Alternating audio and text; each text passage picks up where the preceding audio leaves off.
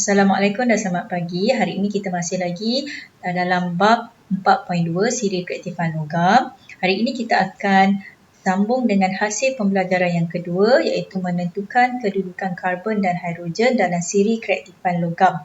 Okey, pertama, kita nak tentukan kedudukan karbon dalam siri keaktifan logam. Bagaimana kedudukan karbon ini dapat ditentukan dalam siri keaktifan logam? Okey, kedudukan karbon sebenarnya boleh ditentukan dengan membandingkan kecenderungan karbon untuk menyingkirkan oksigen daripada oksida logam sekiranya karbon itu lebih reaktif berbanding logam tersebut. Okey, jom kita lihat buku teks muka surat 132, aktiviti 4.4. Okey, aktiviti ini bertujuan untuk mengkaji kereaktifan karbon terhadap logam yang digunakan.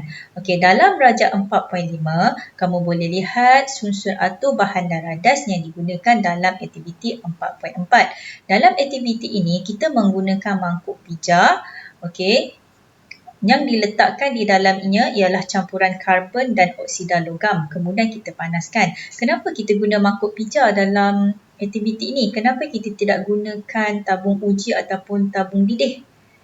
Okey, sebab kerana campuran karbon dan oksida logam yang dipanaskan akan menghasilkan haba yang tinggi. Jadi mangkuk pija adalah radas yang sesuai yang tahan terhadap haba yang tinggi. Okey, logam yang kita gunakan dalam aktiviti ini ialah seperti zinc, aluminium dan plumbum. Okey, jom kita lihat kepada pemerhatian.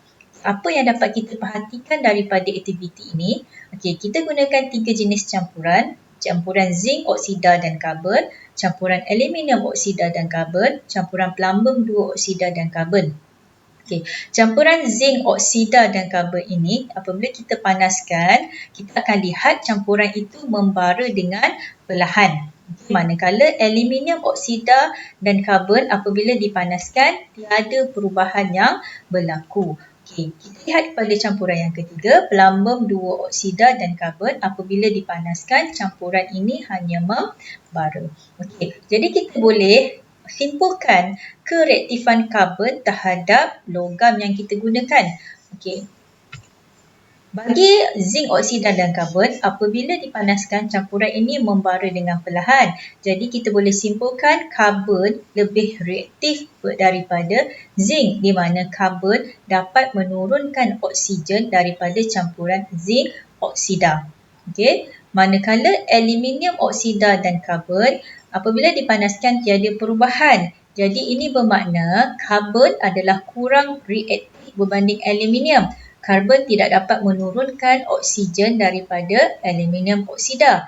Okey, yang ketiga, plumbum 2 oksida dan karbon. Apabila dipanaskan, campuran itu membara. Okey, ini bermakna karbon lebih reaktif daripada plumbum. Karbon dapat menurunkan oksigen daripada campuran plumbum 2 oksida. Okey, kita lihat seterusnya kepada soalan pertama. Okay, lengkapkan persamaan perkataan bagi setiap tindak balas oksida logam dengan karbon sekiranya ada. Okey. Persamaan perkataan yang pertama A, kita ada campuran zinc oksida dan karbon.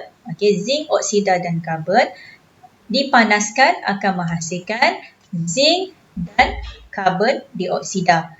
Okey, B, aluminium oksida dan karbon apabila dipanaskan, daripada pemerhatian tiada perubahan. Jadi persamaan perkataan, hasil persamaan adalah tiada perubahan.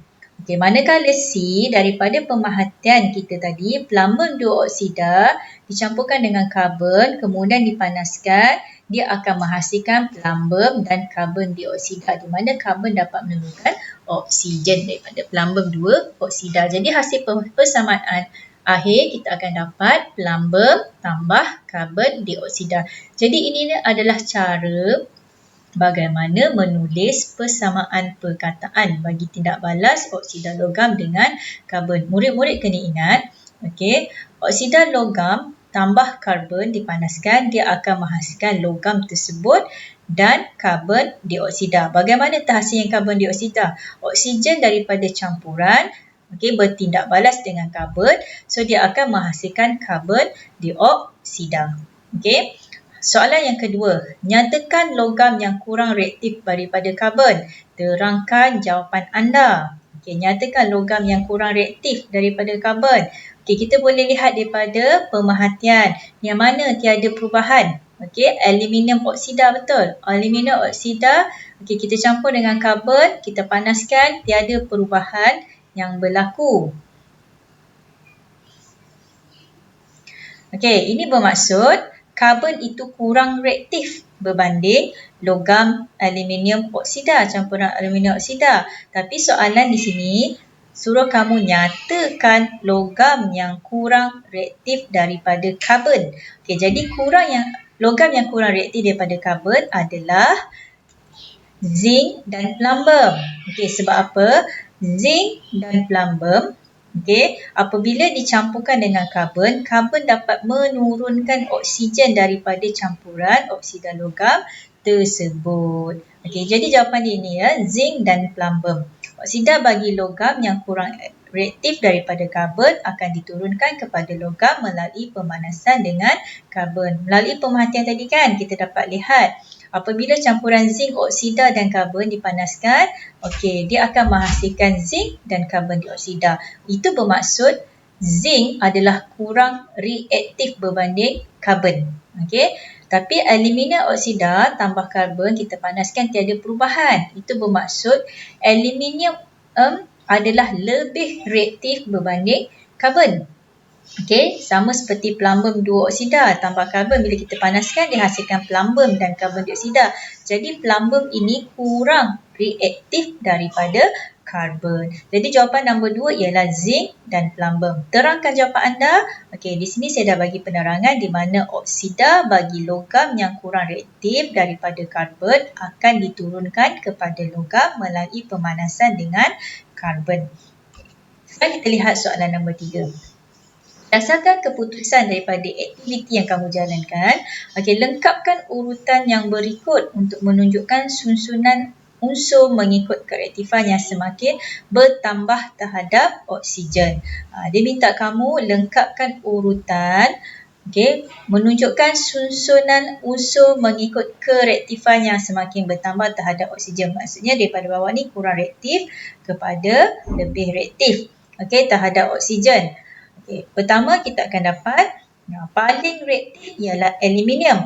Okay, sebab tadi aluminium oksida tidak bertindak balas dengan karbon apabila kita panaskan. Betul? Okay, jadi aluminium adalah lebih reaktif daripada karbon.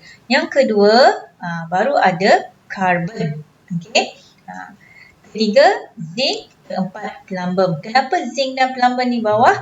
Sebab zinc kurang reaktif berbanding karbon. Dalam pemerhatian tadi kita dapat lihat apabila zinc oksida dicampurkan dengan karbon dan dipanaskan, karbon dapat menurunkan oksigen daripada zinc oksida, betul, kepada zinc. Okey, sama seperti plumbum. Okey. Jadi turutan adalah daripada plumbum pergi kepada zinc, karbon, kemudian aluminium. Okey, nampak tak kereaktifan dia bertambah. Di sini kita dapat lihat zinc dan plumbum kurang reaktif berbanding karbon. Aluminium adalah lebih reaktif. Sebab itu di dalam pemerhatian apabila kita panaskan aluminium oksida dan karbon tiada apa-apa perubahan, di mana membawa maksud karbon tak dapat menurunkan oksigen daripada aluminium oksida kepada. Okey. Okay, sekarang kita lihat siri kereaktifan logam, kedudukan karbon. Okay, ini sebelum ni kita dah belajarkan siri kereaktifan logam. Kita ada kalium, natrium, kalsium, magnesium, aluminium. Okay, zinc, ferrum, stannum, plumbum, cuprum, argentum, aurum. Okay, sekarang kita tambah kedudukan karbon. Okay, sebenarnya karbon terletak di antara aluminium dengan zinc. Okay, mengikut kereaktifannya. Okey, nampak tak? Logam yang berada di atas karbon adalah logam yang lebih reaktif berbanding karbon. Jadi kalau kita panaskan karbon dengan campuran logam oksida ini sama ada kalium, natrium, kalsium, magnesium, aluminium. Karbon tidak dapat menurunkan oksigen daripada oksida logam tersebut. Okey, tetapi jika kita panaskan karbon bersama logam oksida yang berada di bawah di bawah karbon di dalam siri keaktifan logam ini seperti zinc, ferrum, stannum, plumbum, cuprum, argentum, aurum. Karbon akan dapat menurunkan oksigen daripada oksida logam tersebut. Ini kerana karbon adalah lebih reaktif berbanding logam-logam tersebut.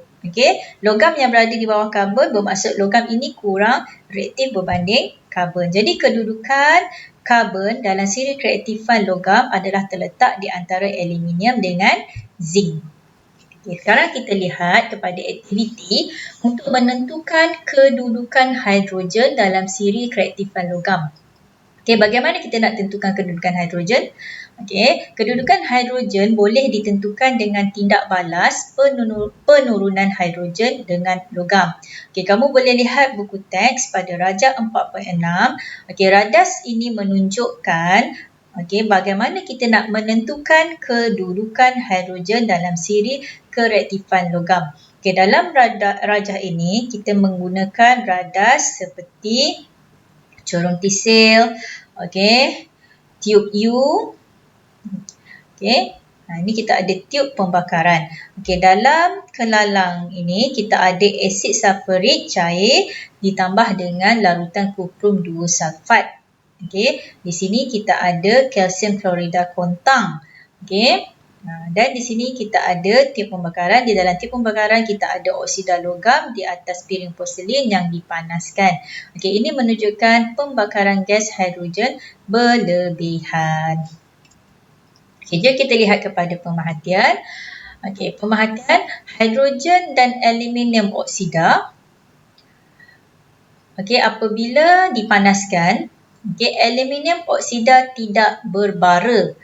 Dia hanya menghasilkan warna putih. Jadi inference yang kita boleh buat, kesimpulan kita boleh buat, hidrogen tidak menurunkan aluminium oksida. Bila dia tidak membara, bermaksud hidrogen itu tidak menurunkan aluminium oksida. Kita lihat kepada campuran yang kedua, hidrogen dan zinc oksida.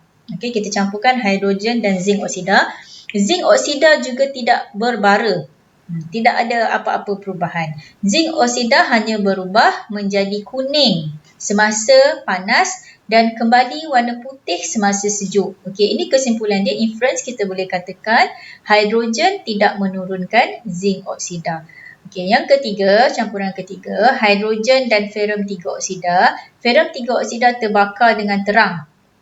Sebab perang kemerahan berubah menjadi kelabu kilat. Nampak tak pemerhatian dia? Ada tidak balas. Dia terbakar dengan terang. Jadi kesimpulannya, logam ferrum dihasilkan. Hidrogen dapat menurunkan ferrum 3 oksida kepada ferrum. Campuran yang keempat, hidrogen dan plumbum 2 oksida. Apa yang terjadi pada campuran ini apabila kita panaskan? Plumbum 2 oksida terbakar dengan terang. Sebut kuning berubah menjadi kelabu kilat. Ini juga menunjukkan bahawa logam plumbum dihasilkan. Hidrogen dapat menurunkan plumbum 2 oksida kepada plumbum. Akhir sekali campuran yang terakhir, hidrogen dan kuprum 2 oksida.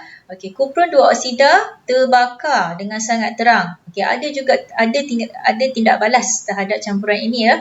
Di mana kita boleh lihat kuprum 2 oksida ni terbakar dengan sangat terang. Sebut hitam berubah menjadi perak.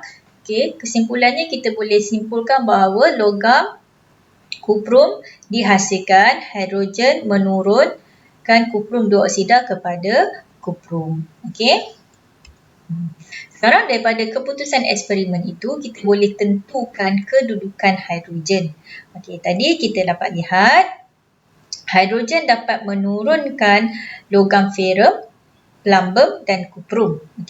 Manakala untuk aluminium zinc dia tidak dapat menurunkan logam oksida ini kepada logam aluminium dan logam zinc. Jadi kita boleh simpulkan kedudukan hidrogen dalam siri keaktifan logam.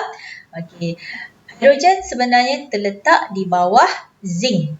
Okey, kerana hidrogen adalah kurang reaktif berbanding zinc dan aluminium mengikut keputusan eksperimen tadi. Okey, kita boleh lihat bahawa hidrogen hanya boleh menurunkan ferrum, plumbum, kuprum.